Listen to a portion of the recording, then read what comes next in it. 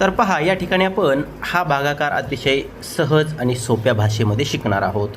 भागाकार काय आहे बघा, 9005 भागिले 8. आता हा भागाकार करत असताना अगोदर एक गोष्ट लक्षात ठेवायची की इथे आपल्याला 8चा पाडा म्हणायचा आहे.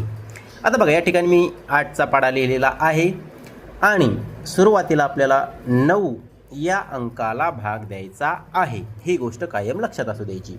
आता बघा काय करायचं, 9ला भाग द्यायचा म्हणजे तर 9 हे 8च्या पाड्यात आहेत का बघायचे. तर पहा बरं, 9 हे 8च्या पाड्यात कुठेही नाहीत. मग काय करायचं, तर 9पेक्षा या पाड्यातली लहान संख्या पण ती 9च्या जवळची पाहिजे, मग ती आहे 8. बघा, मग 8 ही संख्या आपल्याला बघायची आहे आणि 8 येईपर्यंत 8चा पाडा म्हणायचा आहे. आता बघा, कधीही पाडा म्हणताना भागाकार करताना बोट घेऊनच पाडा म्हणायचा. ते का ते पुढे सांगतो बघा. 8 1 8. बघा, बोट किती झाले, 1 आले 8. मग जितके बोट झाले तितके वर लिहायचे. एक बोट झालं म्हणून 1 वरती लिहायचे आणि 8 1 8. तर 8 खाली लिहायचे आणि याची करायची वजाबाकी. 9मधून 8 गेले, खाली राहिला 1. आता बघा, वजाबाकी झाल्यानंतर 9च्या पुढचा अंक खाली घ्यायचा आहे.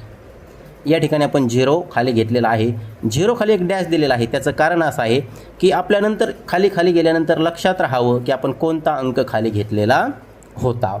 आता बघा, इथे तयार झालेली आहे संख्या 10. मग आता काय करायचं आहे, प्रत्येक वेळेस आपल्याला 8चाच पाडा या ठिकाणी म्हणायचा आहे.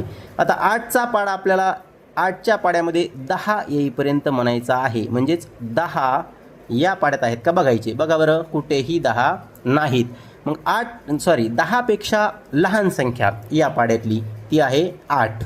मग 8 येईपर्यंत म्हणायचा पाडा म्हणा. 8 1 8. बघा, म्हणजे एक बोट झालं म्हणून वरती लिहायचे 1, खाली लिहायचे. बघा, आता 8 1 8. याची वजाबाकी करायची. 10मधून 8 गेले, खाली राहिले 2. आता वजाबाकी केल्यानंतर या 0च्या पुढचा अंक खाली घ्यायचा, तो पण आहे 0. इथे तयार झालेले आहेत 20. आता 8च्या पाड्यामध्ये 20 आहेत का, नाही. तर 20पेक्षा लहान संख्या परंतु 20च्या जवळची पाहिजे.